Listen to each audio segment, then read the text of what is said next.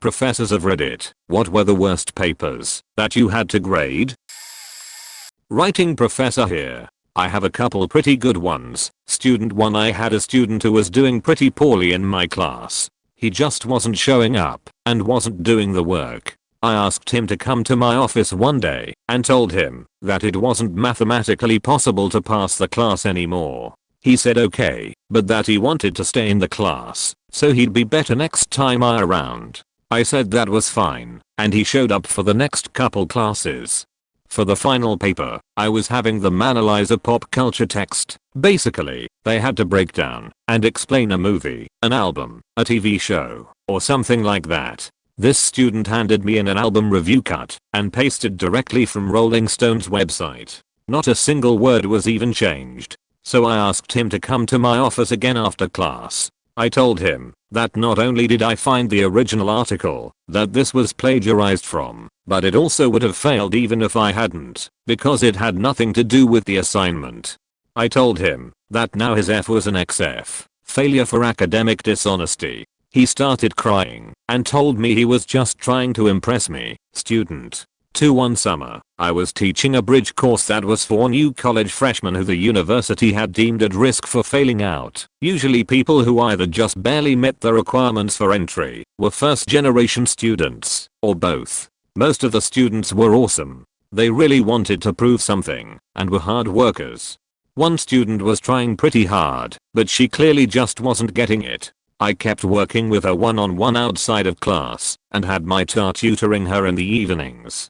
But we both had the same experience. We'd sit down with her, she'd take notes and even write up parts of a paper, and then she'd turn in something totally different, and way worse. This had been going on all semester, so she was doing really poorly in the class. She had to get an A on the final paper just to scrape by. So both my TA and I were on her to make sure this final paper was an A. Same problem. We'd work with her, she'd get there, and then she'd turn in something totally different. She handed in a first draft that was completely unrelated to the assignment I had given. The assignment was to analyze an advertisement for the methods it was using to influence people, but she handed in a paper all about Gwen Stefani. Stephanie was in the ad, but the student never got around to actually saying anything about the ad itself. I told her she'd have to completely rework her paper. She said okay, and she worked with both the TA and me one-on-one for the next week to get things in order. She left my office the day before the paper was due with a pretty good draft, not an A, but close enough that I could call it an A. She said she'd tweak it a little and then hand it in point. But what do I get the next day? The first draft with one paragraph from the new draft she wrote in my office, and one paragraph plagiarized from someplace online. The new paragraphs were just dropped in there. I wrote her an email explaining the situation and told her she had failed. Her email back to me, and I quote, "Are you fucking kidding me? Nothing else." I honestly have no idea what she was thinking, but goddamn, I tried really hard to help her succeed. Edit. Formatting. TA chiming in here. I'd had for those pointless orientation courses people had to take their first semester in undergrad.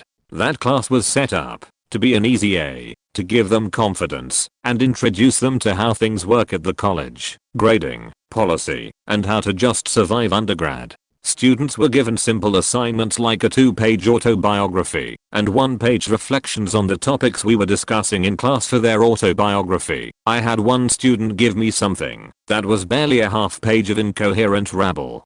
Some typos were so bad it looked like they typed by smashing their face into the keyboard. Another student turned in a reflection paper that was supposed to be on a current political issue either nationally or globally. The paper was instead on their favorite sport, which they misspelled. I had another student that decided to not turn in any of the papers he had to do until the day after the semester ended.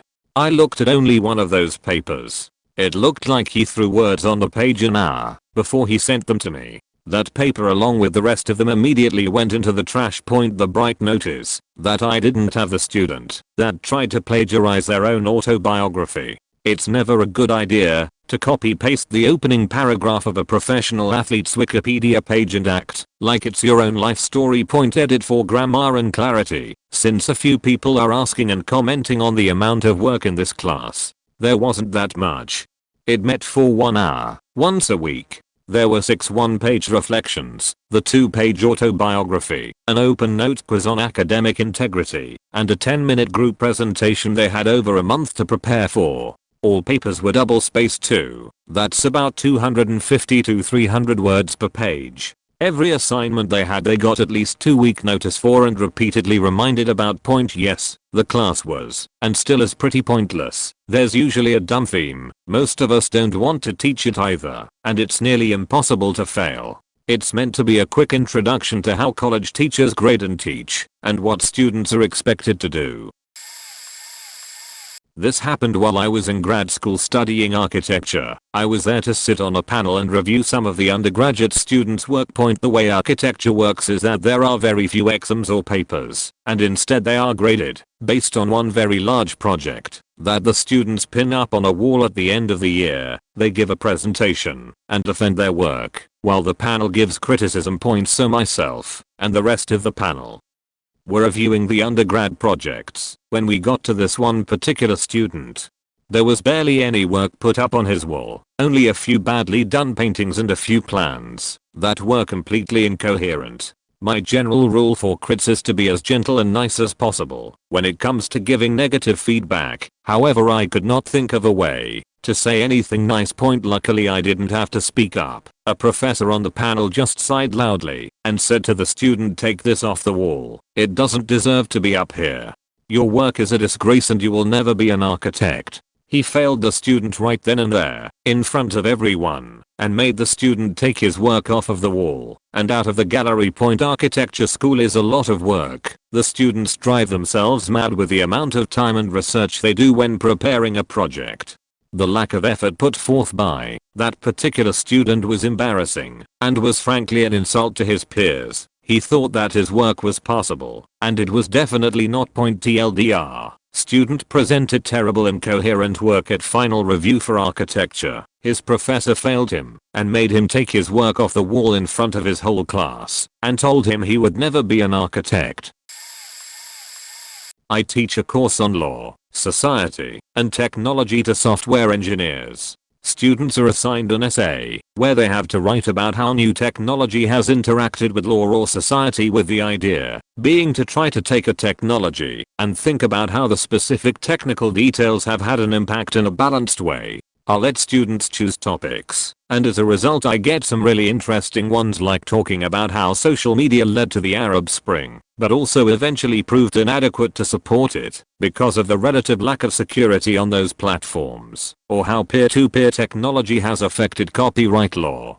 On the other hand, I've had to grade several papers. Paper written on Gamagat. One stands out because it talked about the problems feminism and SJWs were causing for the development of new technology and science in general. The student suggested that scientific progress can only be made by men because women can't do maths. Source: YouTube. That the entire independent gaming industry was controlled by feminists who had used their wiles, not joking, that's the term, to infiltrate the controlling roles in the industry. Source: YouTube. And that feminism has killed more people than communism. Source: YouTube.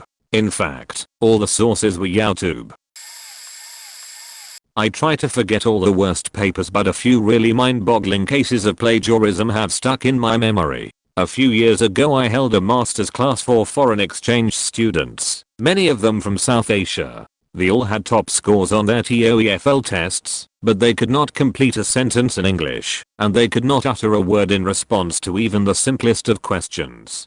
They were clearly not used to be asked questions in any language, as they were perplexed by the whole situation. The course papers that they handed in were obviously not written by them, and they clearly had nothing whatsoever to do with the topic of the course, organizational theory. It was UN white papers, a few journal articles and the odd popular science piece. What surprised me the most was their reaction when I, naturally, failed them. They were shocked and outraged. They explained that this was how they always write papers, and they had in their mind fulfilled the requirements of the class. They had showed up to most lectures, although often late. They had been sitting in silence, not understanding a word of what was being said, and that was apparently what was usually required of them to get a good grade. I do not think they were really bad in a malicious way. They were genuinely surprised that they had not done well. It wasn't so much one paper, but a series of them. I taught a class that was basically career development for students who were undeclared/undecided majors, and included 6 papers and 2 personal presentations, which satisfied a writing requirement that all students needed. These were not true research papers, merely 4 to 5-page papers on personal exploration which anyone could bullshit. I knew it, and they knew it. All you had to do was follow the rubric and show that you could write coherent sentences. And that brings me to one of the football players that was in my class. Faker would never follow the rubric. Ever. There were around 30 students in the class, and I spent a great deal of time going through every single one and providing individual feedback on their writing skills, editing their papers, etc. One assignment could take me around 10 to 15 hours to get through for all of the students, and all of them improved their writing skills with said feedback over the course of the semester. Except this faker. So on his 4th paper of maybe 3rd grade level writing, and the same mistakes I had been correcting all semester, I wrote an entire paragraph in the middle of his paper indicating that I don't think he ever read his feedback, and he could disprove this by coming to talk to me in class, or office hours, or ML me. I put it in his 5th paper. And in the written feedback I provided for both of his presentations and his 6th paper. Dude never came and talked to me or changed anything about his writing, and continued to disregard the rubric. Then had the nerve to get upset when he got a E, or an F, as it would affect his overall GPA and therefore make him possibly ineligible. This ain't high school anymore, bro. That's what he called me at the end of the semester when he asked me to bump up his grade. I laughed. Not a professor, but I worked as a writing tutor in college. The students would bring their papers to me to be proofread/edited, and sometimes formatted properly, before they turned them in. Occasionally they would bring in a graded first draft in hopes of improving it. Their art to that really stand out as being ridiculously awful. This one kid brought in a paper that was written so poorly there wasn't much I could do. I doubt the kid had a 5th grade reading level. But since my college allowed anyone in, seriously, they would accept you without SAT scores. This wasn't that uncommon. But the really bizarre thing was how this kid randomly italicized and bolded random words and phrases. Then when I told him that was weird and not the proper format, he argued with me and said he wanted to keep it because he liked it that way. He would also argue on almost every correction or piece of advice I gave him. The funniest part? His paper was on how he was the first member of his family to go to college. Another time this other boy came in with a paper. I use the word paper lightly because it was so incomplete and pathetic it can barely be called that. The worst part is he was sent to me by his professor because he had actually turned this paper in. Part of the prompt was based on this story one professor had all her freshmen read, and while I hadn't read it myself I edited so many papers on it, I was really familiar with it and the characters, moral, etc. He was supposed to compare that story to the benefits of a liberal education. The paper was supposed to be 3 to 4 pages long and this kid literally didn't even have a full page. I'm pretty sure his paper was about 7 sentences of nonsense. He didn't have a cover page or a works cited page. On top of that, as I was talking to him, I realized that not only had he not read the book or just didn't understand it, he didn't know what a liberal education was. It was absolutely ridiculous, and I don't know how he even got into college if he couldn't so much as write a simple paper that an average 7th grader could write. Prof here. My favorite paper wasn't necessarily the worst, it was just the most baffling. My students had to write an essay on whether graffiti had to be vandalism to be an art form. Needless to say, this is a somewhat difficult concept for some students, especially those with an ESL background. One such young woman didn't quite understand what I was going for and sat with me during office hours. I tried to explain it to her with a few examples. For instance, do you think, for instance, the crude drawings of Benizes on a bathroom stall are examples of art? What about scribbles on a wall? If not, then why not? Alternately, do you think a beautiful mural criticizing a Walmart on an actual Walmart would still be artistically impactful if you took it out of its contexts and instead put it in a gallery? Anyway, we discussed her perceptions on art and how she felt about these examples. She left feeling much more focused, and I felt good to have helped. 2 weeks later I get a copy of her essay. It was titled Urbanizes Art. The essay was a very well researched and in-depth analysis of business art throughout history. There were pictures and a whole historical analysis about corks and balls as depicted in artwork. Her search history is still no doubt eroding her computer from within. There was nothing related to the original question, but the essay was so odd and so out of nowhere and brought me so much joy that I passed it. The one that stands out the most was a massive rant/rambling in a first year course about science and the public. It went on and on for pages, about 5 times longer than all the other assignments. There was no coherent theme, nor argument, nor point to the paper whatsoever. It was like someone who wasn't particularly skilled at thinking wrote down every thought they had in their head over a 10-minute period. Though, it is worth noting that there was some semblance of logic to it all. The author didn't write about random crap like mouse microwaves or donkey fluff fingers. This wasn't a prank. This wasn't a lunatic without the ability to form a thought. This was just a mess of possibly paranoid rambling, maybe written by a 4-year-old. At one point, the paper accused the university of being behind some global conspiracy to hide truth and the professor of being some sort of secretive nefarious agent. It was entirely unclear what was meant by truth. But on other parts of the paper the prof was alluded to in a very positive light as a bringer of wisdom. There was this strange mixture of hostility and whimsy throughout. There were some rough ideas for new inventions. The author would present some idea, like we should have a technology that allows us to fly, and then reflect upon this thought, as if it was something that already existed, like flying shouldn't be so common. A lot of attention was directed toward some sort of teleportation device. The author of this paper seemed to think there was a technology for human teleportation, but also something that could be controlled by the mind. The author had the power to control this teleportation, or possibly it was some nefarious group, maybe aliens, who were using the teleportation technology against the author's will. The author claimed to have teleported several times. Most recently, the author claimed he/she had teleported to a hospital bed. There was also quite a bit about language in the paper, and inventing language. The words he/she uses may not mean things that nobody says true words. It all sounded like Jaden Smith. Best of all, the author did not include or reference even a single source in this simple annotated bibliography assignment. It is surely the worst thing I have ever read multiple times. I passed the students' information along to the prof because some of the content was mildly concerning. Interesting side note, when I was in university I often found the assigned tasks to be boring, so I would amuse myself by making a mockery of them.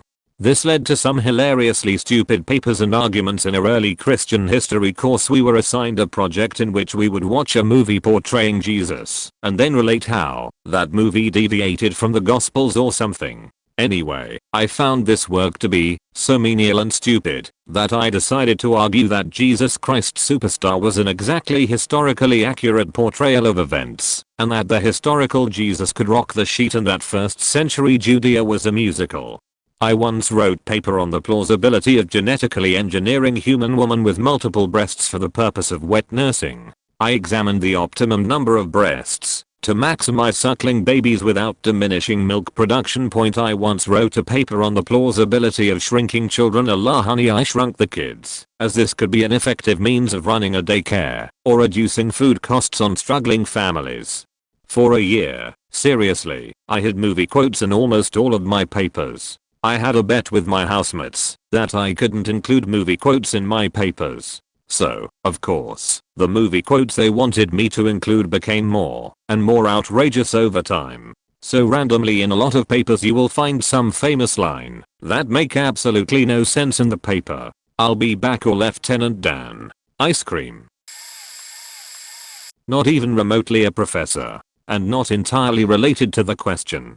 But it's been a long night standing watch and I have a funny story to share. I moved to the States from Russia when I was 13. Didn't speak any English when I moved. Needless to say the first year in high school was a bit rough. Well, my school required taking a foreign language every year, and, luckily for me, they taught Russian.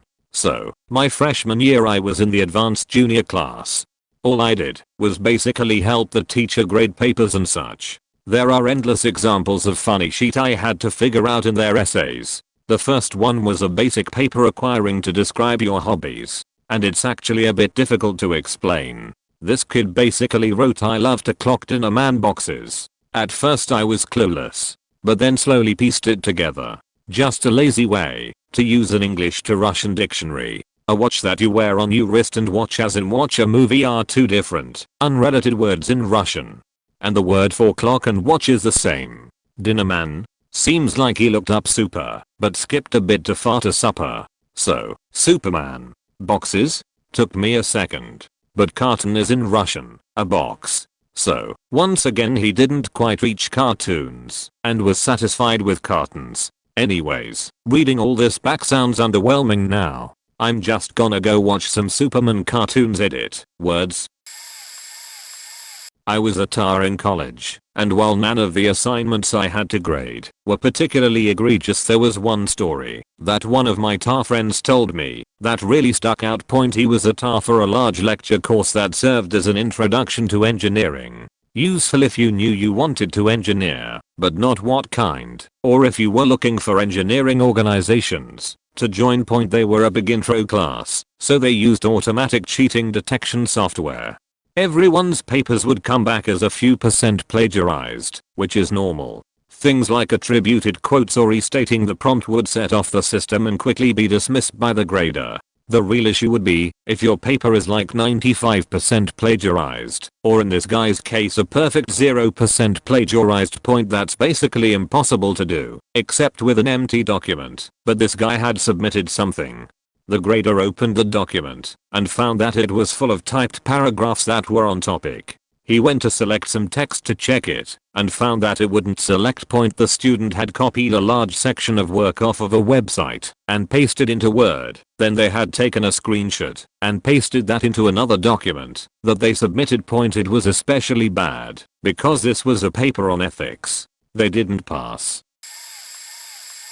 I've been teaching composition in second for almost 12 years. The worst paper I read was from a kid that wore a tail around campus and acted intellectually superior in class. He would scoff every time another student would ask a question, regardless of the question's value. The paper's subject was open. It could be whatever you wanted, as long as it had a theme and direction. The student told me in his paper about how he liked to make others uncomfortable in public by licking various objects. Chairs, walls, books, etc.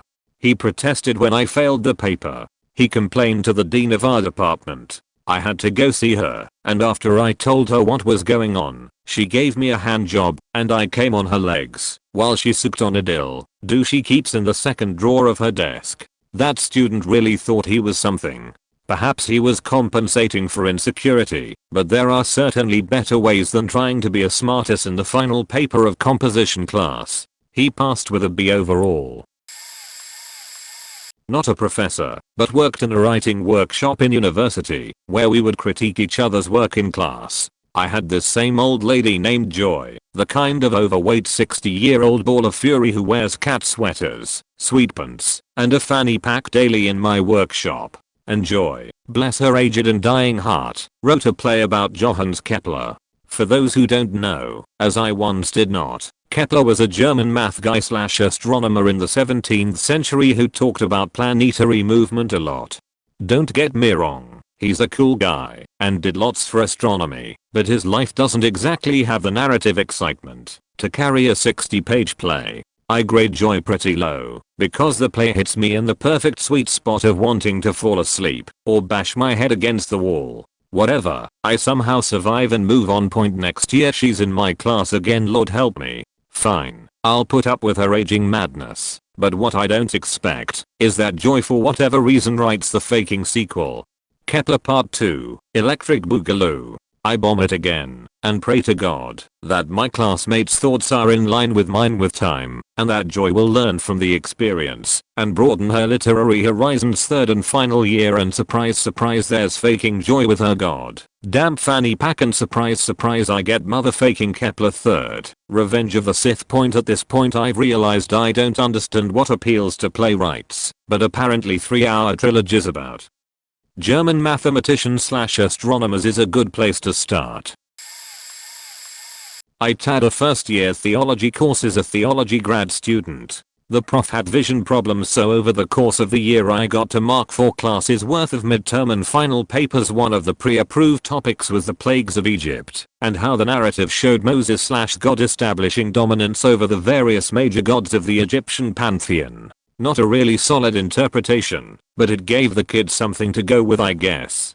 Depending on the student, there were 9, 10, 11, or 12 plagues. Moses turning his staff into a snake was a plague. Because of terrible and lazy writing combined with autocorrect, one of the Egyptian gods mocked was Sekhmet, the lion-headed deity. At 11 PM, halfway through a stack of papers, I was loopy enough that the mental image had me rolling on the floor for a few minutes. 2 papers I remember in particular from that year. One of them had the requirements of being 6 to 8 pages, double-spaced.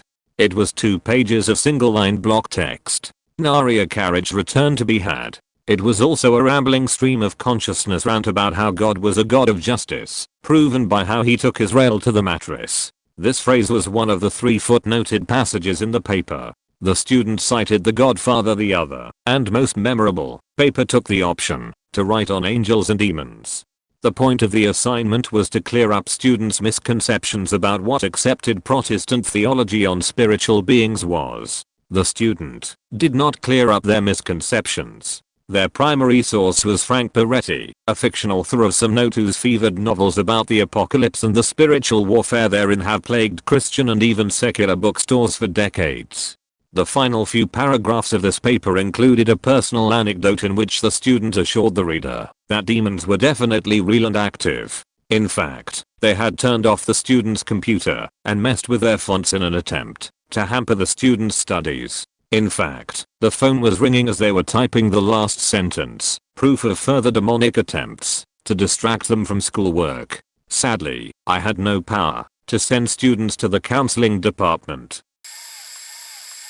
I was the main tar and grader for a physics class at my old university. It was a new concept called studio physics, and my university was just beginning to try it out. In description it sounds like a great idea. Students work in teams of 3 at round tables, lots of in-class discussions, profs give questions, and encourage physical reasoning to let students arrive at answers in their groups. Then students present and discuss their answers and execution. Something just wasn't working. For one, it was a new thing we were trying. The profs were still learning how to do it. For 2, it was a new thing we were trying, and the students didn't know what to do. They wanted lectures and notes and things explicitly spelled out for them. For 3, these were engineering students. This wasn't physics for poets, as we call it, but full-on, calculus-based physics for the purpose of building bridges and cars anyway. I had to grade the tests, and it took me days. Solid days. Really, it could have taken me minutes, except I was expected to give partial credit for incorrect answers. I was given a rubric, or I would make one, that detailed the correct answer, broken down into steps, and assigned some number of points for each step completed correctly. 2 points for using Newton's second law, 5 points for free body diagram, 2 points for using equation for kinetic friction, 1 point for correct answer, 1 point for correct units, -1 for dropping a negative. Stuff like that. And that's what was so hard. The answers were always so mind-bogglingly wrong and disorganized. It would take me 10 minutes or more of confused and hopeless staring to find anything that was even slightly correct to which I could award partial credit point. Some of the worst papers basically had numbers randomly scribbled hither and yon across the page, not in any order, then a final number circled somewhere else on the page. They apparently thought this counted as showing their work. Unless I understand what your numbers mean and where they came from, then you are not showing your work. Others, reading them, it felt like I was reading some ancient alchemical or magical text from the 1200s. It was clear that the person thought they were doing something and tried to annotate it with illustrations and diagrams and numbers, yet exactly what they thought they were doing was so shrouded in insanity that I couldn't make any sense of it. The diagrams were usually geometric, but then absolutely no geometric reasoning was applied to them. I routinely saw things like, the third side of a triangle is equal to the sum of the other two. If you don't understand why that's wrong, Try drawing such a triangle. Students would ask why they got 3 points on this 20-point question, and the only answer I could give them was, because I didn't want to give them 0 points. I was the tar for this class for 2 or 3 years. The teacher changed, but the exam remained the same. Which was funny, since complete keys were given back to the students at the end of each test every semester. I had exactly one student who bothered to study those keys. He failed first time around, got a high 90 second time around, and even though it was obvious he was regurgitating the key he memorized, the prof changed some questions slightly, but the answer he got was always same as last year's. I didn't even mind. What I did mind was that he didn't share the wealth, because then I could have actually graded papers that made any sense. Every now and then there was a question that was completely correct, or even mostly correct, and I was so happy. I'd even overlook drop negatives or missing units in my glee to see one person in all the class who knew what they were doing. Every now and then I'd also see a completely blank page, and I was still happy because now I didn't have to trudge through the mystical nonsense they vomited on the page in hopes of any little bit of it being slightly correct enough for 4 pity points. Really hated grading for that class. Really hope the university has figured out how to teach it better. Not an actual paper, but as a UK lecturer, I had a PhD student sent to me by a senior professor to learn prologue. I spent an hour giving him a decent place to start, a load of things to look at, and some further reading. The level of detail was such. This was a few years ago. It included telling him which room to go to, how to prologue on that machine, and which icon to click. He wrote copious notes, and I told him to return a week later, so we could move on.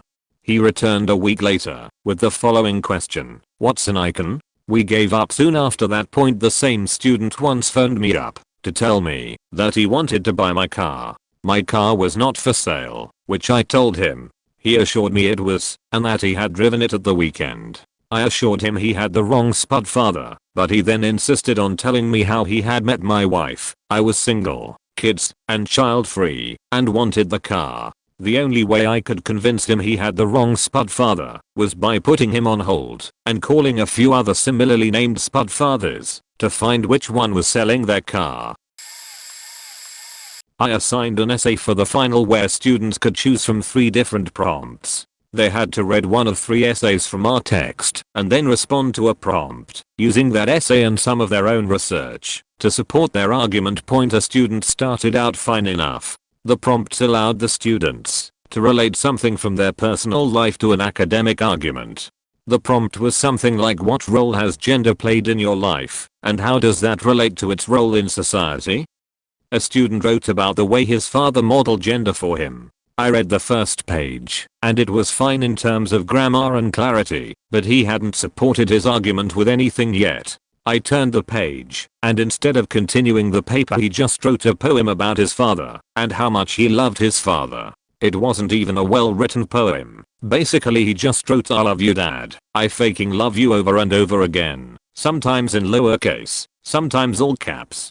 The poem went on for several pages and most of it was gibberish. At one point he drew a large heart in the middle of the page. I realize he probably didn't prepare for the paper. It was a timed in-class assignment, and just thought he could get something by filling up the page with something. But, come on. If your professor asks you to write an essay, you write a faking essay. And after the first page nothing he said was even related to the prompt. If he had just rambled loosely in essay format and kept it related to the prompt he would have at least gotten some credit.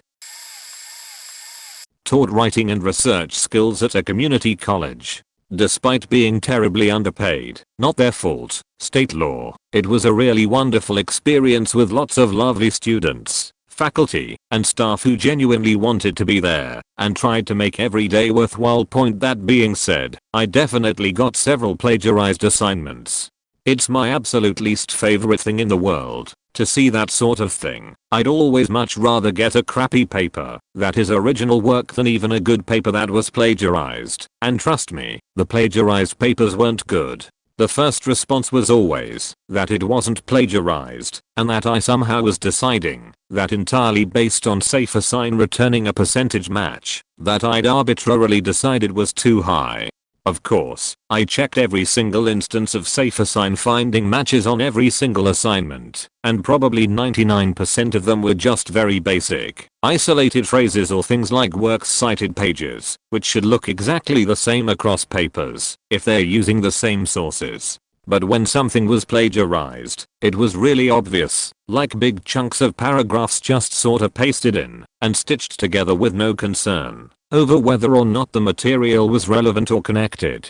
I had one student plagiarize a rough draft of a paper that was literally just a completion grade. Did you do even part of the paper? Okay, here's 10 points. Claim that it wasn't plagiarized, and then when I refused to give her the points for it, decided to change her topic. She submitted a completely different final paper that was more of a snarky editorial article that was also plagiarized, but from a different source. We are talking verbatim copy until the last paragraph.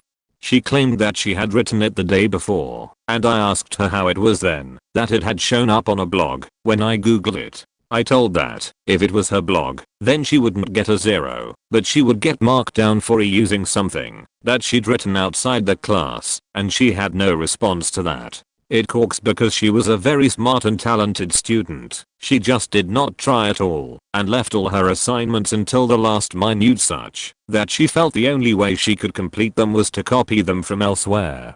In terms of the worst genuine paper I've ever graded, there was one where a student was writing about times that people have experienced great loss. His two examples were one time when he dropped his iPod and broke it, and his parents wouldn't buy him a new one, and 2, when the Jews were systematically exterminated by the Nazis in the Holocaust. It seriously didn't occur to him that those aren't really comparable things beyond that they are technically both examples of loss. Student here. It was the end of my senior year, and I was more or less on cruise control. With all my final exams and major projects out of the way, I was set to graduate on time pending a few elective credits to punch through. One day after finishing my last exam that really mattered, a vagabond who was a frequent at our house offered to smoke me up. I obliged, but before I did I made sure I set up one last final online quiz I needed to take. The class was mindless, and I forget what it was for, but it involved reading PowerPoints, answering multiple choice, true or false, and some written answers. The only catch is once you've submitted your answer you can't go back and change it. During which I became incredibly high and lost track of what I was doing or writing. I left to get a glass of water and submitted whatever I wrote. When I returned, I panicked and went back to read what I wrote, and I was horrified. I sent a profuse amount of emails to the professor begging to allow me to explain. I corked up the courage to go to her office hours and confront her. Turns out the teaching assistant is the one that grades the questions, and she instructed her to simply drop the question. Dodged a bullet with that 1 point, Inga.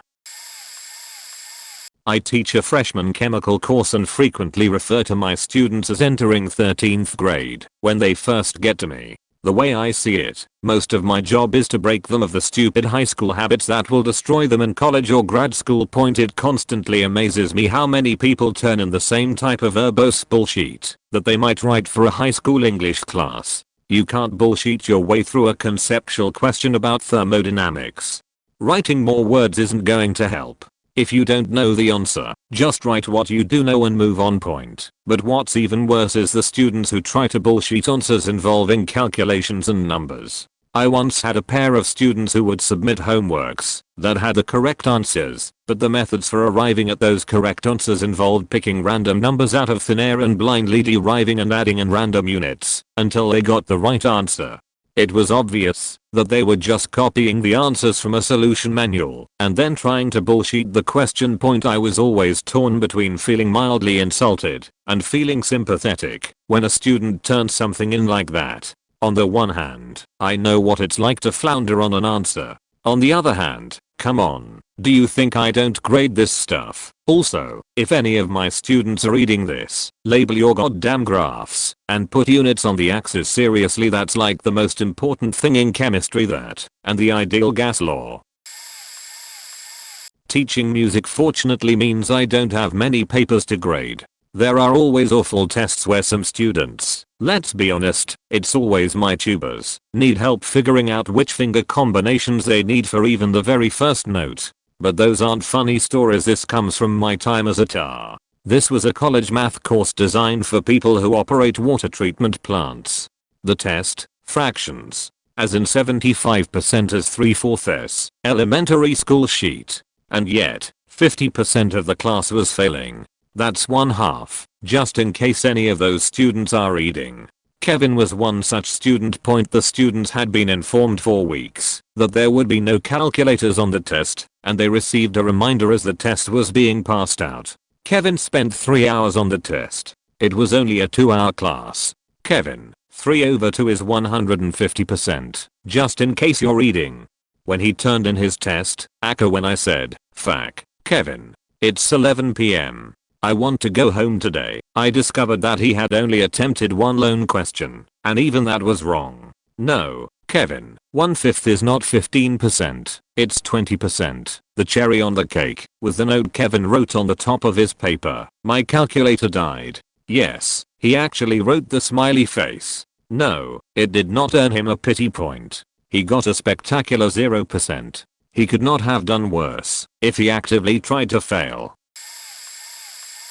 Don't know if this fits in here, but all of the class periods for my freshman English class plagiarized their final essay. There was a handful of students. Like 5 actually did the assignment, including me, because they had the idea of what are they gonna do, fail us or lol. Our teacher was a veteran at not taking sheet from anyone and graded the papers as is. All of these kids got big fat F's, phone calls to parents, and not to mention this also gets seen when applying to colleges. Parents called in to donate their salt to the school, and by the end of the week, they had enough to melt the polar ice caps. I honestly can't remember the outcome, because my school was a sheet at anything that could be reported on in the news. It was either everyone got 70s, and we never spoke of this again, or everyone still got F's and potentially ruined futures. One of them got a full scholarship to AM at the end of high school, so I guess it didn't matter. What did I get for doing the assignment correctly? A faking 43. Not a teacher, but I did work side by side with some of the English profs helping students with their papers when they had no available office hours. A professor sent me a student who she said desperately needed a lot of extra help, so set aside an hour or two with him. Point topic of the paper: write about one defining moment in your life.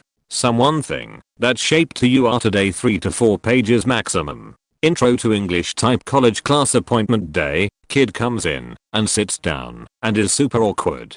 As soon as I get out pens to correct his paper, he gives me a several minute spiel about how this is very personal to him and how it's important I not tell other people about it. I assume it's something about abuse, molestation, violence, something really awful and sad. I prepare myself for the worst, thinking it might be really bad. The paper itself, it's 6 pages long. It's literally him rambling on and on about his entire life and multiple events leading up to getting his driver's license. Like literally a play by play of every single year the 6 years up until he got his license. For what me did that kid need a lot of help on that paper.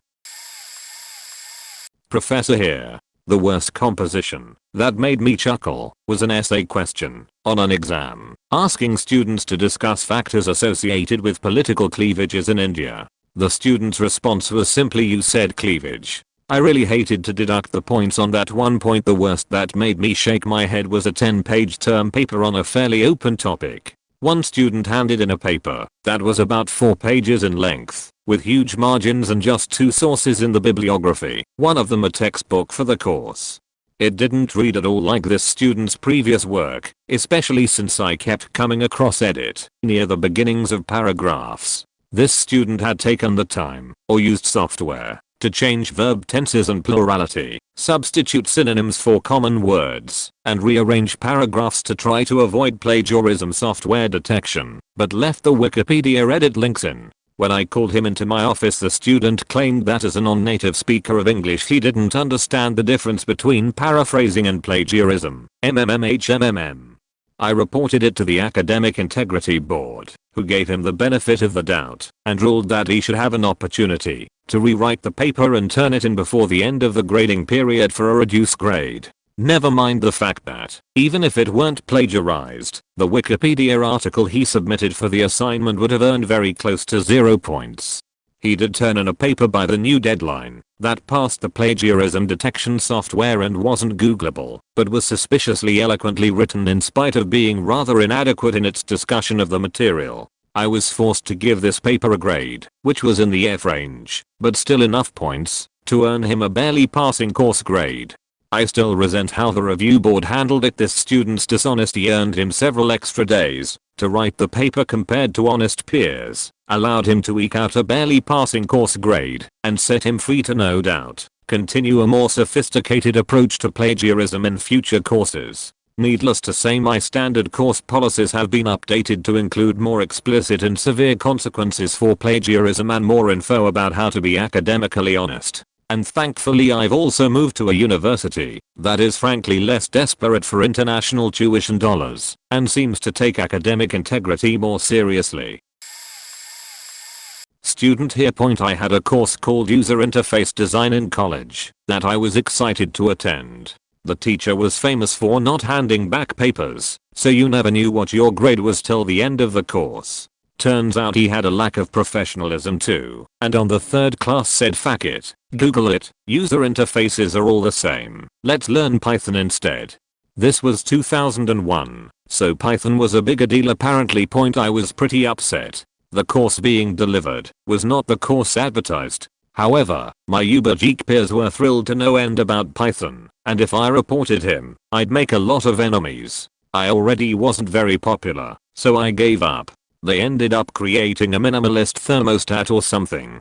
I stopped caring. I didn't turn in a single assignment. I skipped the midterm. On the final, he copped out even further, and it was a single essay question titled "What did you learn in this class?" I wrote the following, or close enough. "I learned nothing in this class, because rather than teach the course as advertised you told us to Google the answers, and expected us to learn Python." I handed it in within 3 minutes, and left. Somehow I got an A.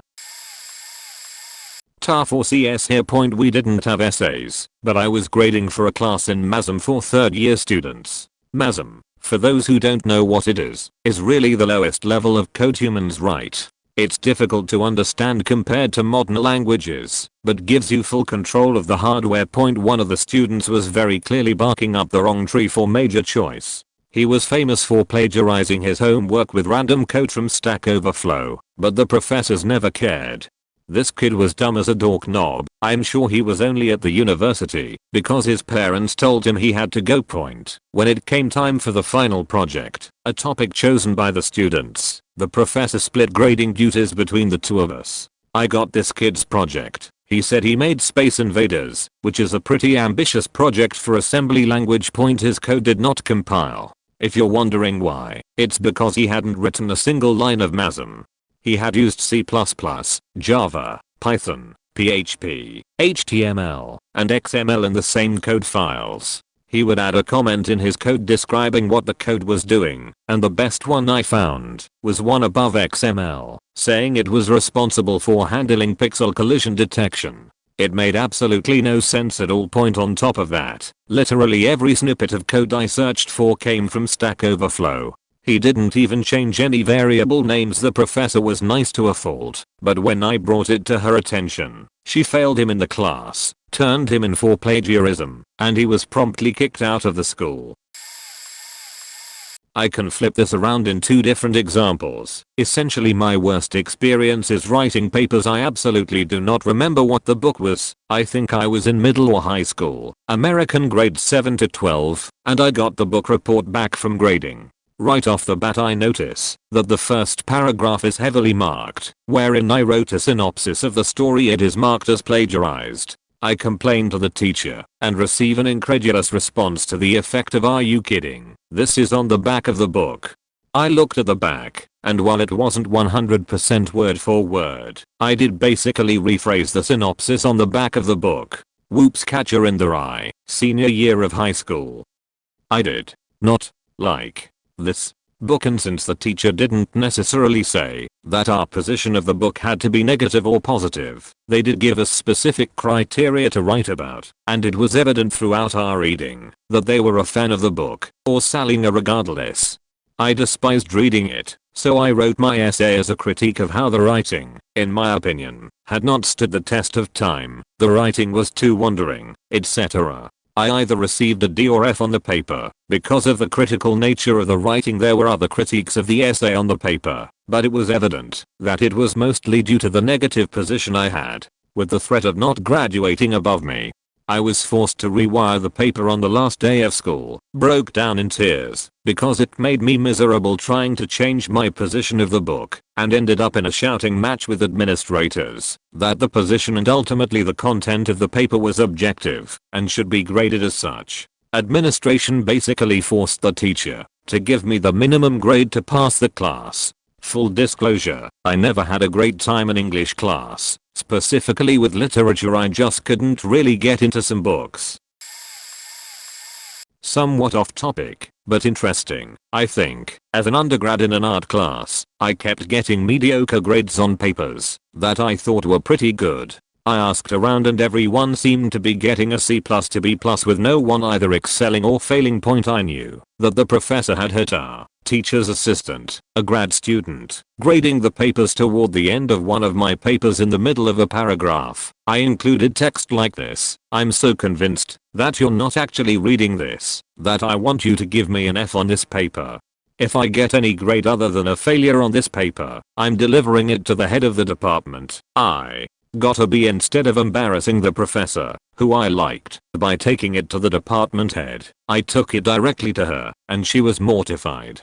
The grad student was dismissed from his role in the class, and the professor addressed the class by saying there were some grading discrepancies and that if anyone received a grade they are unhappy with, resubmit the paper and she will personally review it. All of my papers were E-graded, and it moved me from a B average in the class to an A.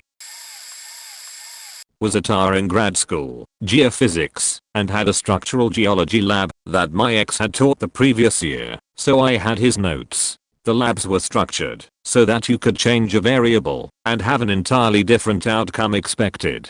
Some kids hadn't passed the class the prior year, so they just handed in the lab work from that year, thus getting no credit whatsoever. Had one kid hand in the exact paper my ex had graded, the version where my ex had taken points off. I recognized his handwriting. Then there was the kid in the tectonics lab who xeroxed his buddy's homework, wrote over his answers with a pencil, and was upset that I gave him no credit and halved the grade of the guy he copied from, and then had the temerity to challenge me in front of the class for not giving him a better grade because it was somehow my fault that he didn't get the assignment. Dude, I have office hours and you copied your buddy's work. Go talk to the professor if you're unhappy. But I cleared my approach with him, so good luck. Yeah, entitlement is nothing new. Somewhat related to the topic, a TA friend in my university dealt with a freshman who seemed like a really great student. He was active and engaged during class, frequently asked questions, and sat right in front. But for some reason he tended to do hardly any of his homework, and what he did do was just wrong. Like, if he was assigned questions 5 to 8 on chapter 3, he wouldn't even write the questions down correctly. Poor kid failed his first test almost completely. He only got a few questions correct. The kid came to my friend in tears afterward, unable to figure out what he was doing wrong. I read all the assigned sections and answered all the questions, but the chapters don't relate to the class lectures at all. It took my friend a couple of minutes discussing it with the kid to figure out the problem. He was only reading sections of the first chapter, not the chapters themselves. If he was assigned read chapters 1 to 4 and answer questions on 3 and 4, he would be reading chapter 1, sections 1 through 4, and answering the chapter 1 questions 3 and 4, not the questions for chapters 3 and 4. He wasn't foreign. He was an American-born Caucasian student. He just didn't connect the dots for the first few weeks. After he did, he managed to pull off a B in the class despite his horrible initial performance. The assignment was a literature type review to prove they understood a credible source from non-credible research. A student had lost weight on the HCG diet, so was a believer, but was no real research substantiating it at the time. About 2011, I informed her of it and how poor her sources were. I tried to be non-threatening and let her know I had no interest in disproving her, but that it's simply an exercise to show an understanding of the scientific method and what constitutes a credible resource. Instead of just doing what she had to do for a good grade, she simply handing me something like 8 pages of testimonials she copied from the internet. Things like, Anna G. of Spokane says I lost an amazing amount of weight on the HCG diet. Literally no last name, just a testimonial, which no real proof the people actually existed. I gave her a third chance, letting her know testimonials like that are not considered credible scientific citations. She turned it in again, and I gave it an F. She was stubborn. I've TA'd for intro American history, and have a few saved up. My first time being a tutor, I had a student miss an exam and the professor wanted me to arrange a MACUP with said student. Simple enough, but I had to figure out why he missed. After a quick conversation, the student stated he had been in jail and was unable to make it to class. The professor said it was okay for him to make it up, and I gave him the prompt for the essay about African American political life during Reconstruction. I should have known things would be bad when the paper started. This might sound racist, but an essay dealing with the experiences of female slaves in the American South, which was highlighting the prevalence of sexual abuse of female slaves. Female slaves, like Harry Jacobs, soon grew to love their masters, the rapist. Recently, an assignment called for students to read Common Sense by Thomas Paine, and then respond in a prompt that I have since forgot. I was grading his paper late at night and almost missed his last 2 paragraphs, which discussed Richard Nixon, civil rights and the struggles of Native Americans. In essence, a paper on the 18th century, and he was using 20th century historical figures. I ran it through Google, and it was the #1 return off Wikipedia. There was a legendary failure in my university's Paleontology program. The second year dinosaurs class was actually more of a fun elective, so Paleontology and other science students only took it if they had a free slot for an easy A, and arts students typically had no trouble either despite lacking a science background. The assignment was to write a 2-page paper on your favorite dinosaur. A student handed in a 1-page paper titled, Dimetrodon, Out of the Water and Ready for Action. So here's what was wrong with that point: the paper was half the length it was supposed to be, even when a 2-page, very forgiving assignment should be a breeze for a second-year university student. Dimetrodon is a genus containing a dozen or so species, and the paper didn't specify which one it referred to. That would be like writing a paper about Canis without specifying whether you meant domesticated dogs, wolves, coyotes, or jackals. Dimetrodon did not come out of the water. It was a terrestrial animal. Best of all, Dimetrodon was not even a dinosaur. It was a synapsid that lived tens of millions of years before the dinosaurs. Even so much as a glance at the Wikipedia page would have confirmed this. In my elective business module at university, my group had to write a report about why a company of our choice should win a sustainability award. We met up, and our minds were all blank. We set up a Google Doc Word document so that we could all write and edit at the same time. It just became filled with inappropriate things. It all got deleted apart from one thing. We gave up, and one group member, the same whose idea it was to use Google Docs, told the rest of us he'd do it all overnight. So in the morning he said that he'd done it, but wouldn't be turning up for the tutorial when our lecture would go over it, because he had been up all night. Me and one other person from my group turned up that morning. We opened up our Google document and there was an empty document apart from the words grommet cheese, which I had wrote the day before when we had been writing junk. We just stared at it a while, laughed, and the lecturer read it aloud. Me and the other person of our 6-man group that turned up complained to the one that said he'd do it all. He then told us he had handwritten it. After we had humiliated ourselves, our group got a B+ in the end. This was a paper a girl left up on a computer in high school that I saved. Pain and how it hurts. What exactly makes people feel pain, and how do they know they're feeling it? Because there are people who enjoy pain, so if they enjoy it, is it still pain? When people have a feeling they don't like, and it doesn't feel good, it's often known as pain. Most people classify pain in 3 ways: small, medium, and a lot of pain. The first type of pain is small, and not so noticeable. It's the kind of pain when you prick your finger, and it startles you, because you weren't expecting it. After a few minutes of holding your finger and watching little droplets of blood come out of your finger, you just simply wash it off and continue what you were doing. Within moments a scab forms, and that's the last of it, because it doesn't hurt and is too small to be noticed. The second type of pain falls in the middle of the scale. It's the kind of pain where you slice your finger and it stings pretty badly. A couple minutes after washing your cut, the pain goes away. You think that your cut is done and over with, but little did you know that as soon as you do the dishes, the pain will reappear. You will soon forget about it, but it will hurt sporadically until it completely heals. The third kind of pain is the type that hurts a lot.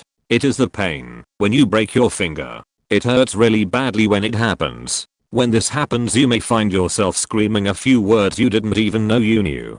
The pain and agony goes away after 1 or 2 Vicodins. Once the drugs wear off, you normally go to sleep because you are too drowsy to stay awake. After a few days or weeks of this routine, the pain goes away and your break is finally heals in the end. No matter what kind of pain it is, it all hurts. Whether it's a small or large uncomfortable feeling, it's all pain. Everyone feels pain, large or small, and we have learned to live with it. For a programming assessment, a student submitted a complex piece of code, a type of neural network, in which every variable and function was named after a character in Harry Potter, in the style of, it was borderline unreadable, and unsurprisingly barely worked. I could barely keep track of the convoluted logic, no idea how he managed to even produce something partially working. When asked, he said he didn't think I'd actually look at the code, only read the paper that accompanied it. Harry Potter variable names were in code snippets, and that probably the funniest, however, was a student who went through an entire paper about remote services, web services, WCF etc., and managed to mistake the word consumed for consummated. A colleague actually came to check on me, having heard me laughing through the door at the phrase "a service must first be located before it can be consummated." We have a departmental shared database of some of the funniest shit that's been put in front of us over the years. I taught freshman English for a few years, and one of my students' papers still lives in infamy in the department. I had a cohort of early childhood education majors, so 15 nearly identical 18-year-old girls who best related to children. This was a freshman course, so process was everything. Students had to turn in proposals, annotated bibs, 2 drafts, and a final paper. One student submitted a proposal about how porn is bad. The proposal sounded like she was going to talk about objectification in porn, so I greenlit the paper. I got her annotated bib, and it was already a mess. She used church websites and a book review as her sources. Her focus had changed from porn as a subject to how evil porn is, and the effect is, has men. I commented back that this was a pretty significant change in focus and googled all of her sources, as they were incorrectly cited. She spelled a lot of names wrong. It took a while, but I finally found them. The book review that she cited was highly critical of a book that talked about the evils of porn. The review essentially mocked this topic the student was about to write about. I provided a few new sources for her to look at and encouraged her to change her focus, or at least find actually reliable sources. Come time for the first draft, she submits a paper about how evil porn is and the effect it has on middle-aged fathers. She specifically focused on how porn gives these fathers an unrealistic expectation of sex, makes the abusive, and makes them cheaters. At this point we had a conference. Fully aware that I was far more liberal than my student, I tried to frame this paper as an issue with focus and sources. I told her, again, that her sources did not meet minimum criteria for reliable sources and that there simply weren't enough reliable sources to make her argument the way she wanted to make her argument. She nodded along and said she'd make changes. Second draft, literally no different with a few more paragraphs. At this point, I had reached out to my colleagues and supervisor for advice on how to deal with this situation, particularly given the adult topic. No one really had a good approach, so I winged another conference with the student. I shared an office with a bunch of colleagues, and I had conferences in the back of the room, with the student facing away from the rest of the room. Given that everyone knew the focus of this conference, about 5 of my colleagues were sitting at the front of the room watching as I had to ask a student if she had ever watched porn. Further, I had to tell her that her paper made it seem like her parents had divorced because her dad watched Born, because it was so firmly focused on middle-aged fathers to the snickers of my colleagues. I had to tell this student that, if she did not make significant changes, she would fail the paper and likely the class. I helped her figure out a game plan, as much as I could point come the final paper, it was faking unchanged. I failed her and she had to retake the class. Not a prof or tar, just ab undergrad student, but I have a good story point. So at my school, the honors college makes all freshmen take a human situation course for 2 semesters. It's just reading classical works, talking about them in small discussion groups moderated by individual professors, and attending a weekly lecture by an honors professor who has special experience relating to the work / period / author. We were reading the book of Daniel, which is really fascinating. Crazy intricate literary structure. It was written 500 years after the events it purports to describe, so the prophecies are very insightful symbolic historical accountings, and it was also all an elaborate metaphor for the Seleucid occupations of the 2nd century, which featured strict censoring of Jewish literature. So the authors of Daniel got around that by claiming it was a found historical document. Fun stuff. Plenty to write about for general essay purposes. End of the semester cones. Final paper is due. This chick submit a paper on Daniel. Whole thing is about how much she loves Jesus. Daniel's a good book of the Bible. Actually all of the books are good. Jesus is cool. God is so powerful. I pray every day, like Daniel. Type stuff. Completely irrelevant. She failed ABD, tried to appeal the grade because of religious discrimination. Didn't get it and dropped out of honors. This will be buried, and I'm not a professor, but I was a writing lab tutor and a mentor for disabled students. The worst papers, in general terms, were the ones that focused on word count point. It was obvious, because they lacked any momentum or direction. Even if the thesis was strong, the body would peter out about a quarter of the way through.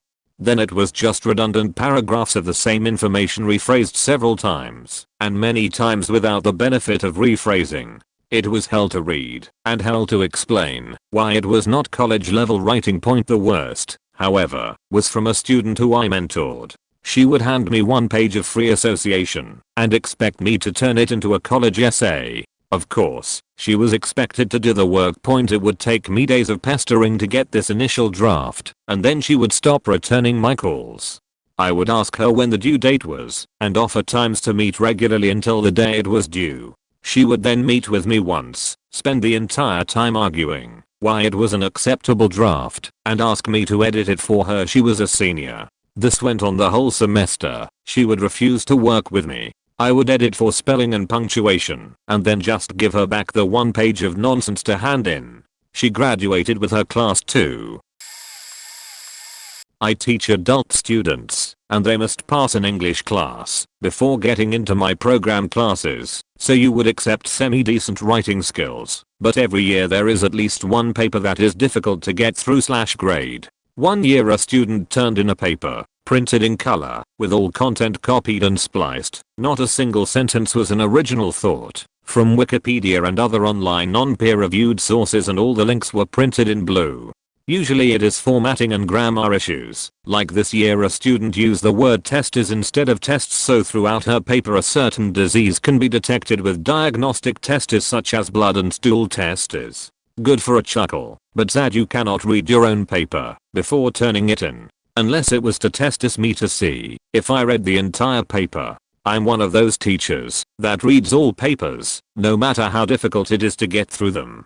Also, not a paper, but with sample resumes. Students, yes, plural, misspelled my name in the reference section this year. I've been their teacher and advisor for over 9 months and they can't bother to look up how to spell my name on the website or in the syllabi. In case you were wondering, all 3 misspellings were unique, and the thing is, even after I correct the errors, some will still send out the first version, and many of these employers know me and tell me.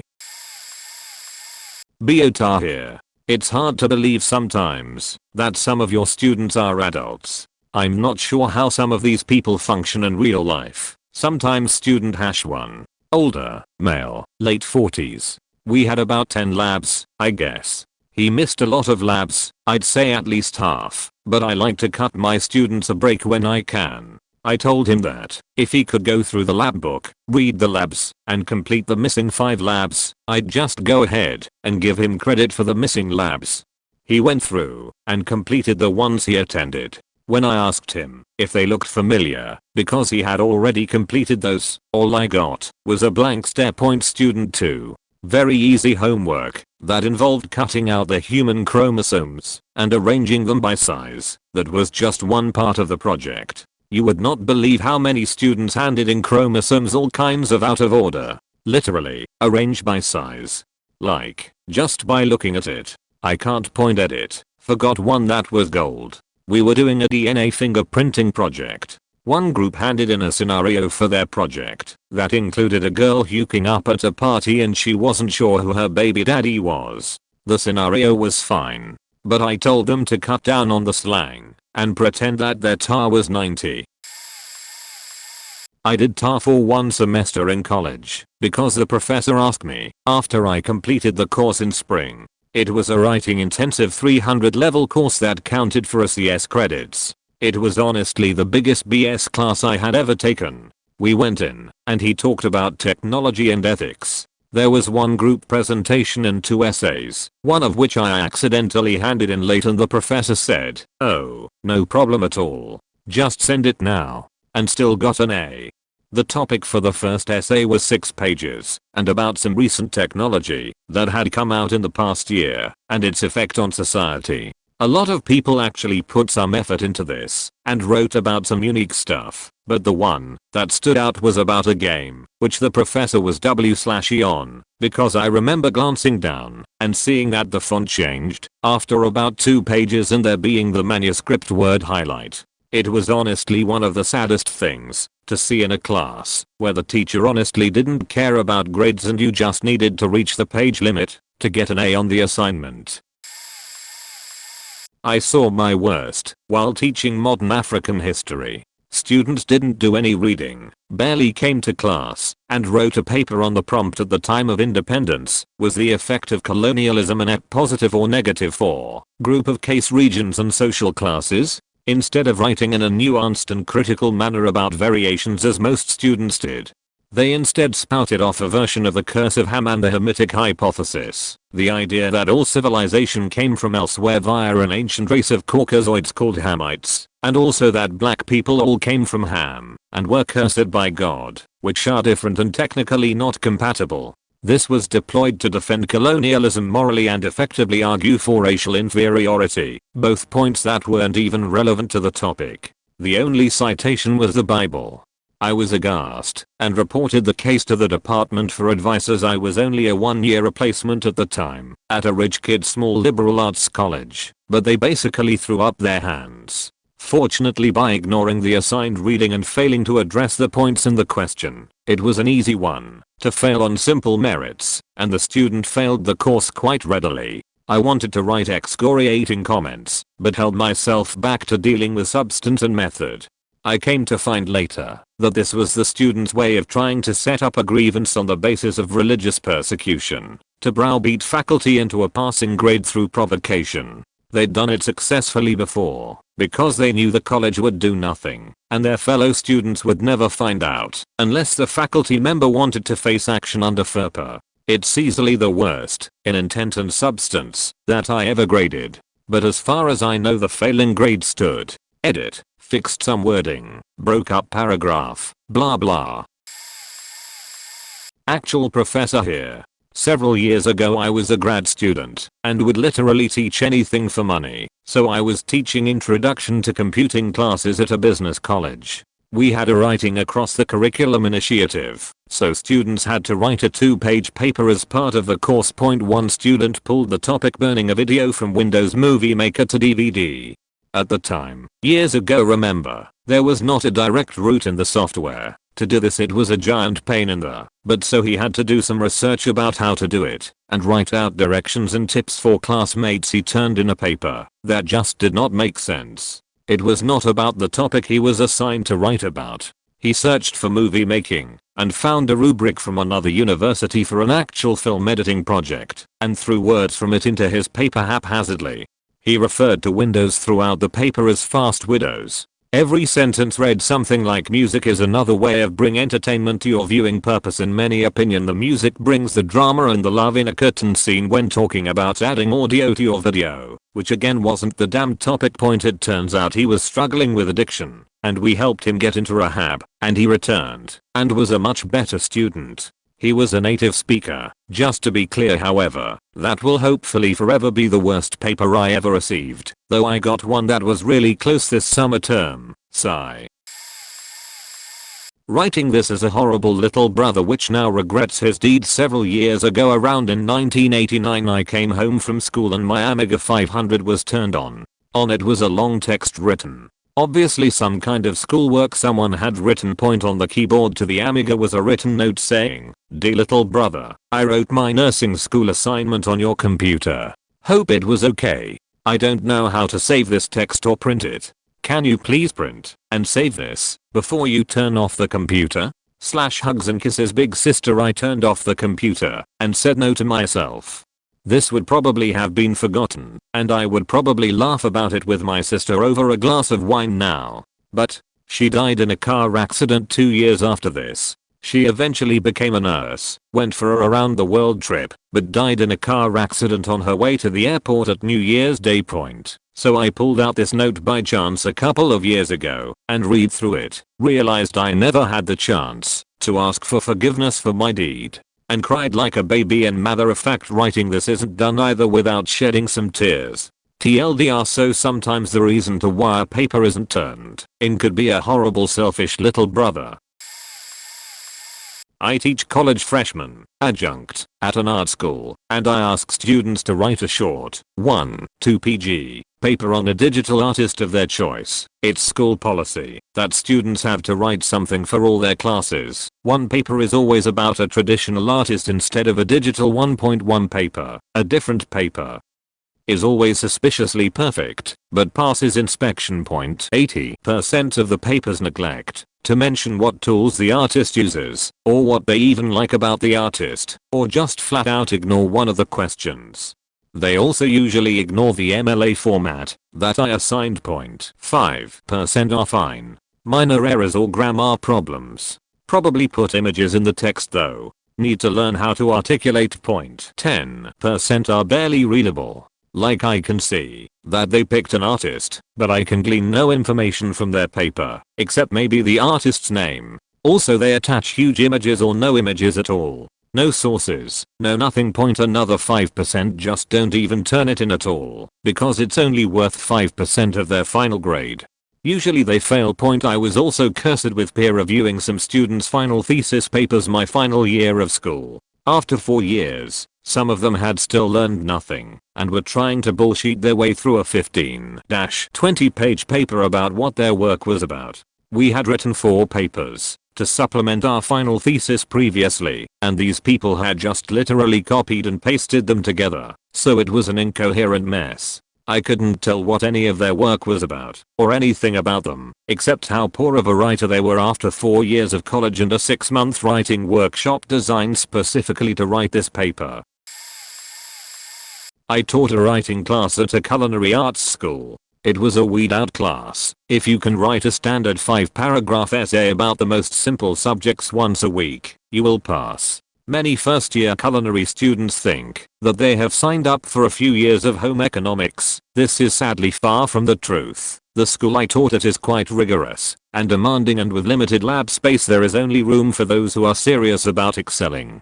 The students' ages were pretty diverse, from fresh high school grads to people pushing 60, a pretty eclectic mix. Most were younger people, 18 to 29. About 1/4 of the papers I was handed were pure 100% unadulterated sheet. Admittedly, I'm no scholar, but sheet, I was almost brought to tears at times, because I knew some of these students were trying their best, but they were never taught how to properly write, not even a little bit.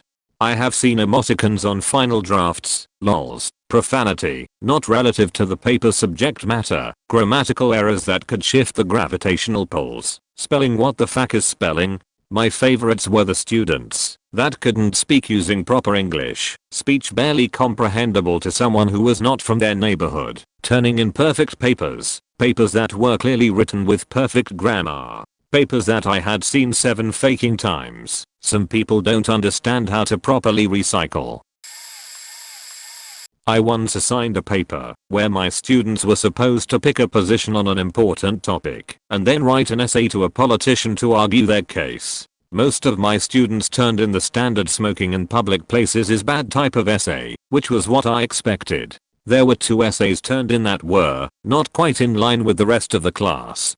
One girl decided to write a non-addressed essay about how much she hates speed cameras, and how speed cameras are bad, and how they are unconstitutional, and how she doesn't get her due process, because a camera can't defend itself in court, and if she wants to go 60 miles per hour in a 30 miles per hour zone it's her constitutional right to do it. It read kind of like a drunken rant, and just kept getting crazier the further in we got. The much more surprising essay was from a girl who addressed her concerns to Sarah Palin.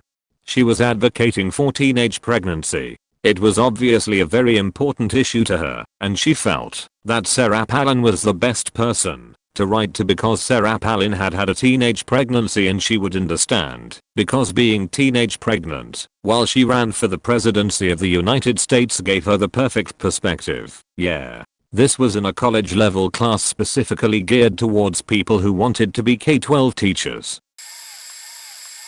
I'll interpret worst here in 2 ways. I had a student in one of my composition courses turn in for his annotated bibliography assignment, normally one of the least stressful assignments in said course, a collection of abstracts copy-pasted from the articles they accompanied. However, the author then swapped around the citations for each article, so abstract A was provided under citation D, and abstract B was provided under citation A, and abstract C was under citation E, and so on.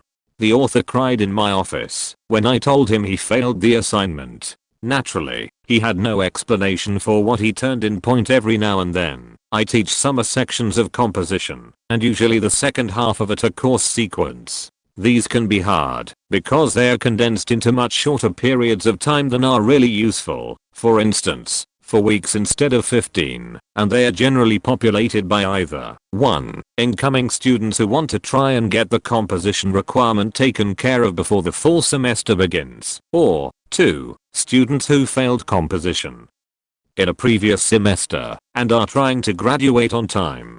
I once had a student who was part of group 1 turn in a technically plagiarized paper, but I knew it wasn't intentional because I'd been working closely with him throughout our short semester. We simply didn't have time for this student, who could have benefited from the first half of the sequence, even though he'd placed into the second half, to learn how to engage and synthesize academic writing effectively. If he'd been in a full semester version of the course, things likely would have clicked.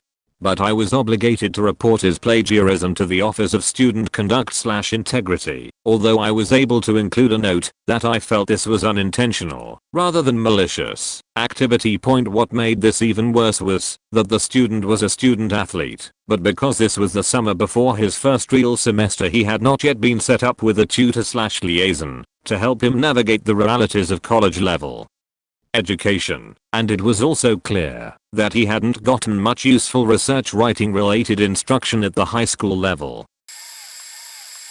A few years ago I was teaching a music appreciation class at a community college. A final paper topic was to write about, well, I don't remember the exact assignment, but it doesn't matter, so this student hands in this paper. I'm reading it at home, and the font choice is odd, but I'll let it go. It's within margins/size/length, and I can read it, but I don't care. I'm thinking as I read it, this isn't very good, and then I get to this word color. I live in the USA.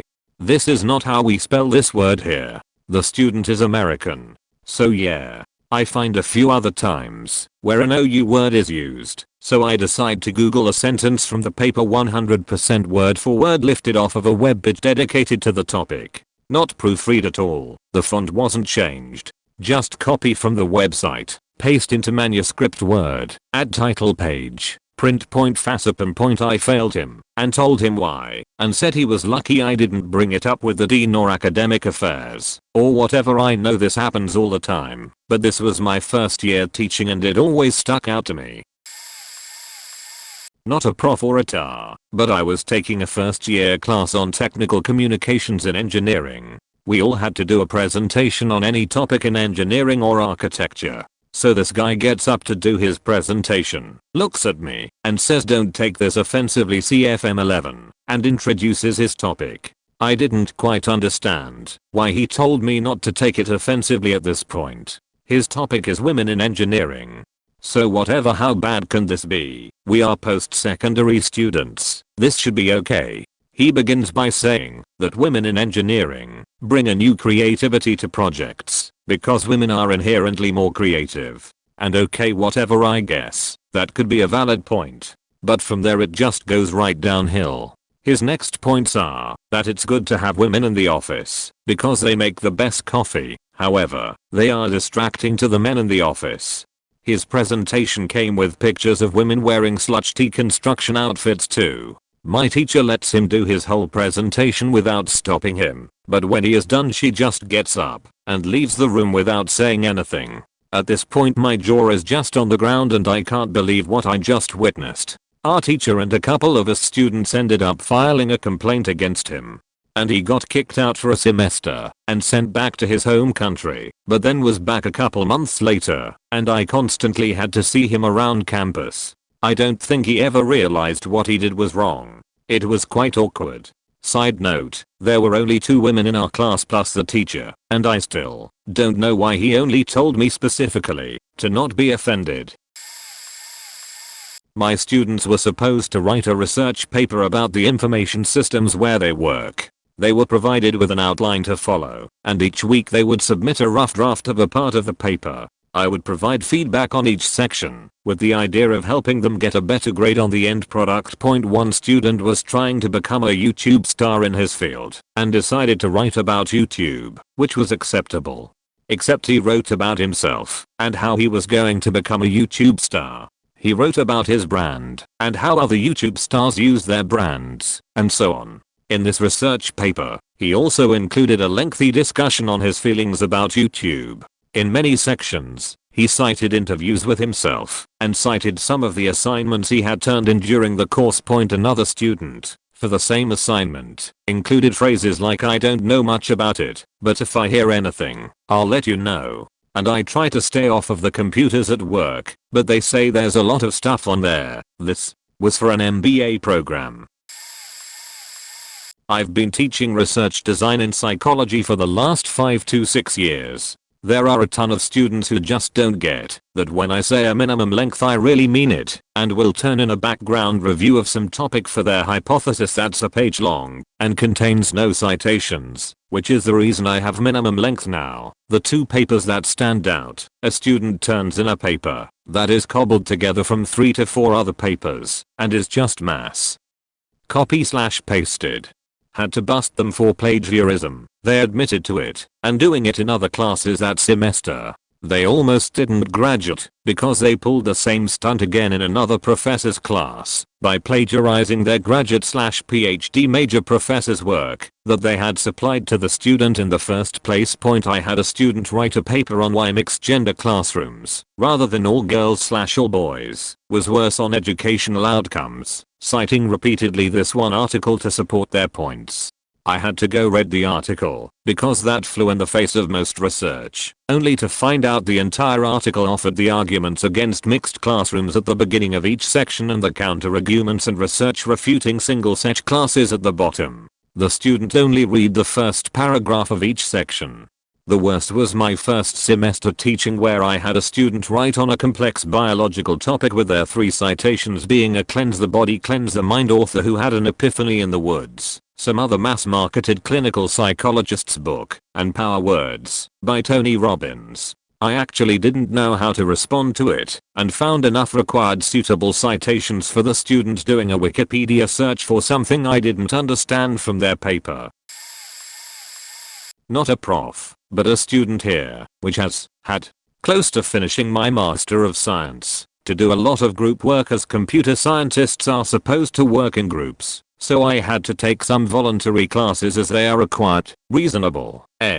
Anyone can basically join, and we had to do a group paper. Easy topic, and I have done stuff like that way too often. Several group projects, bachelor thesis, publish scientific paper.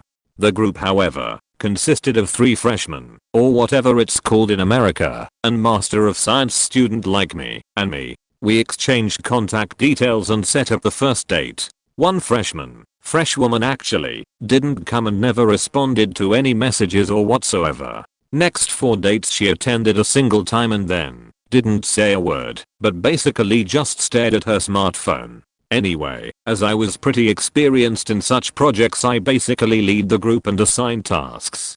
We discussed them and reassigned some stuff, etc. Everything fine, no complaints. Like 3 hours beforehand in online, she still hasn't contributed anything to the Google Drive document and not finished her task. Like an hour before deadline, she appears in the Google Drive chat and literally pastes into screenshots of some YouTube video, not full screen or cropped, literally the full web page. I then try to explain to her that university work needs references, plus explaining her how to find scientific resources, and has some need for quality of content.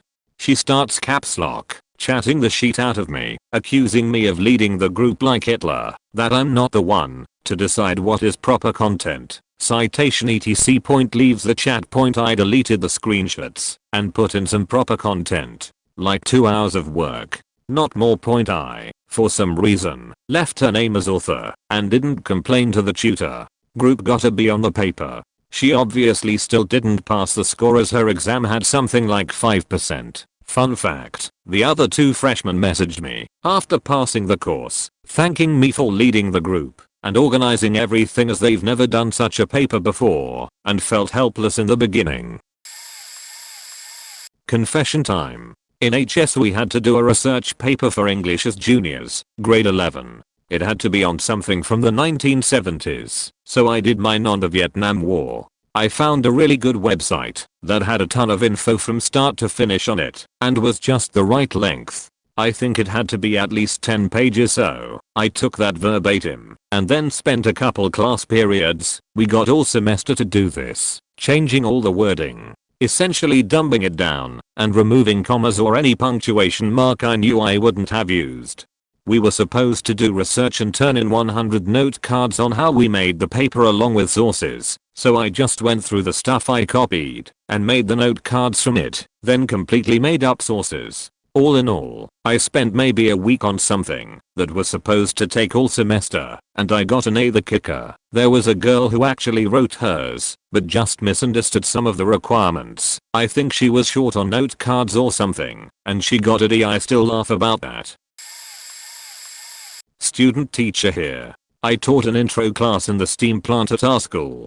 Basic stuff. Here is a centrifugal pump that is a reciprocating one and other odds and ends of the plant. The big assignment that they had to do with me was trace out the boiler system. At our school, ponies, previous year's work handed down to freshmen, were rampant. I didn't pay too much attention to it because most use them as a map to help them through. But one semester, I had mostly exchange students. Some I knew definitely did their own tracing because of the way things were drawn. But the majority had the same exact tracing. I could place them on top of each other and see one drawing. However, that wasn't the worst part. The tracing they copied were old, at least by 5 years. How do I know that? Because aside from them all looking exactly the same, they all had the same systems that have been removed due to renovations. I brought it up with the professor in charge, and if I recall, nothing major happened. Not a prof story, but I was the pres of a student body org for my department in grad school. We hosted a student-led conference to get students more interested in presenting, researching, and meeting each other, since the program was mostly online at this time. While shifting through application forms to present, I found one that completely baffled me. It was a new grad student who just started the program that semester and had a master's of philosophy already under his belt. We'd had some problems with him on a student level already, and the admin regretted admitting him. He writes this convoluted summary of his presentation that makes no sense. It has nothing to do with our program and might not make it in the philosophy world either.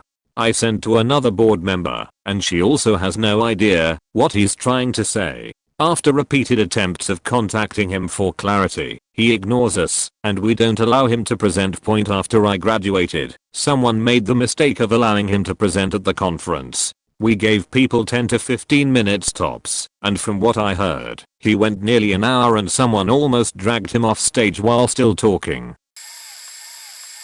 For a Psych 101 class, you had to either participate in two experiment, write two 2-page essays on a topic from a long list of psych-oriented subjects. Most students did the experiments, providing a source of data to the grad students in their pre-dissertation work. It was my experience that mostly the clueless and lazy students would write essays, or those who worked and didn't have the flexibility of schedule. I had one student whose behavior was very odd. It was apparent to me early in the course that she had never had to work for anything in her life, not because she was brilliant, but maybe because she was spoiled. Think princess material.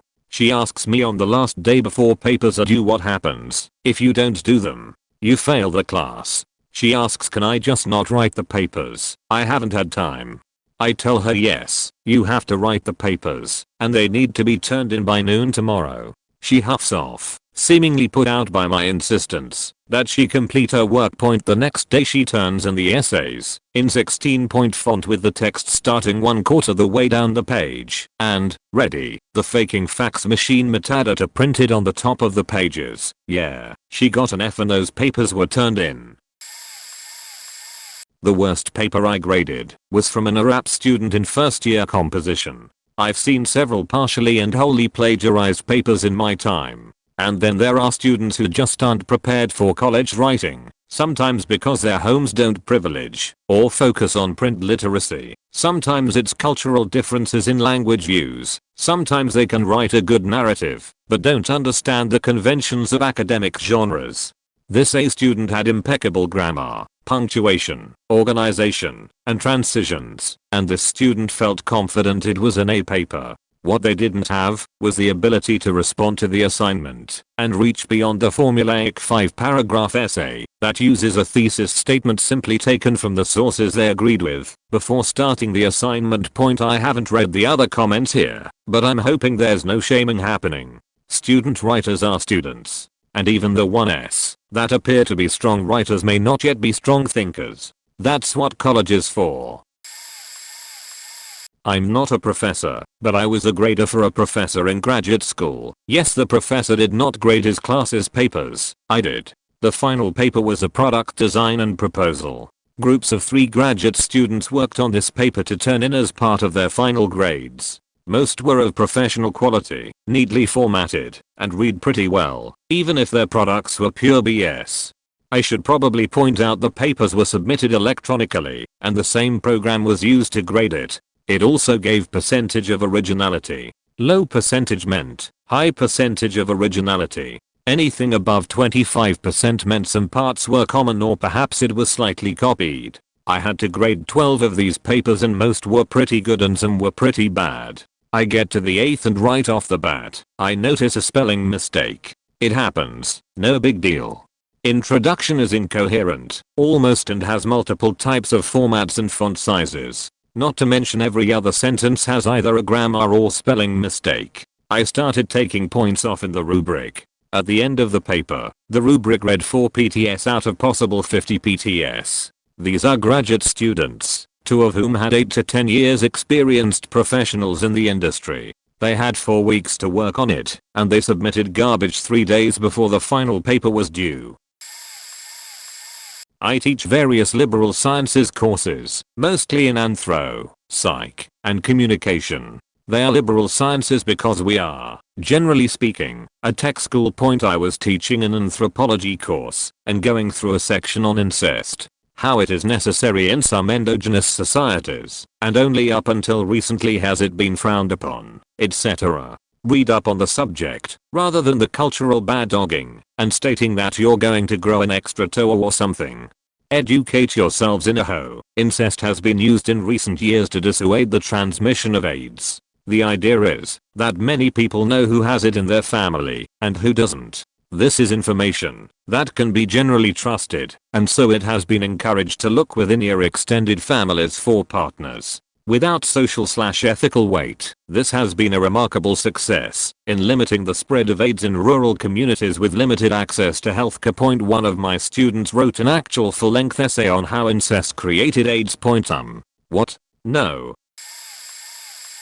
Not a professor, but I've done some tutoring, got AA and BO/English emphasis. The worst I saw, though, was when I was a member of the writers club in community college. Really, we were for writing enthusiasts, but always around finals or midterms people would come by and try to get us to help with their papers, as clubs were required to give help to any student who asked and wasn't behaving inappropriately.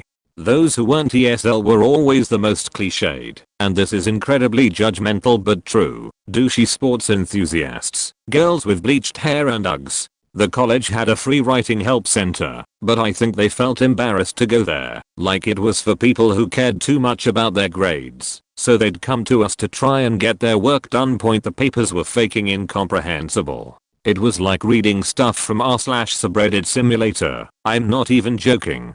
Sentences that went nowhere and made no sense, run-on sentences, or the usual perversion of your/your, and their/their/there. One that sticks with me was a paper on Banksy.